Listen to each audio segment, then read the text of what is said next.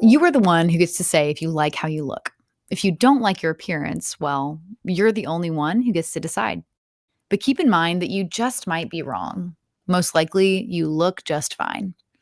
Little kids don't much care how they look. They run around with hair uncombed in the same clothes they wore yesterday and in their favorite falling apart shoes, and they don't care. They're concentrating on having fun. But things change when kids get older. They start to worry about what other people think of them, and they start to misjudge their own appearance. This worry about other people has a couple cool names in psychology.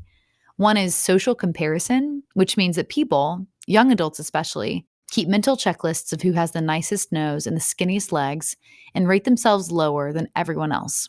They compare themselves on this private rating system and then make the mistake of thinking that everyone else is rating them low too.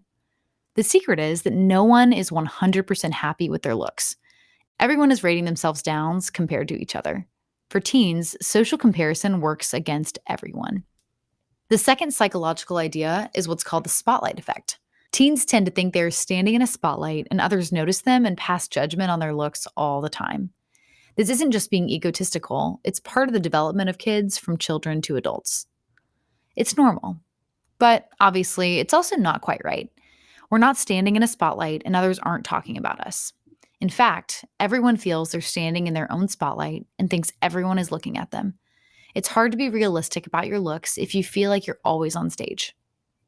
There's one more psychological truth that's not so cool. For some teens, their actual understanding of themselves and how they look gets distorted. Teens sometimes look in the mirror and see not the person who's really there, but someone who looks much fatter or much weaker or much uglier than they really are. This is what's behind anorexia, the eating disorder. Young men and women with anorexia look in the mirror and see a different self than the one who is really there, just as if they were looking in a funhouse mirror. They can waste away to nothing and still see themselves, quite literally, as too fat. The fact is that during these young adult years, people are vulnerable to distorted thinking about themselves and how others see them. This is normal. It's safe to say that, to some extent, every teen views themselves in a way that doesn't quite line up with reality. When your parents tell you that you look just fine, they are telling the truth. But if you don't think so, then you are the one who gets to say. No one has the right to argue with you. Keep in mind, though, that you are likely wrong. You likely will grow out of feeling so dissatisfied with your looks and will recognize eventually that how you look isn't so important as who you are. A warm smile, a helpful attitude, and a kind heart make anyone beautiful. For now, concentrate on that.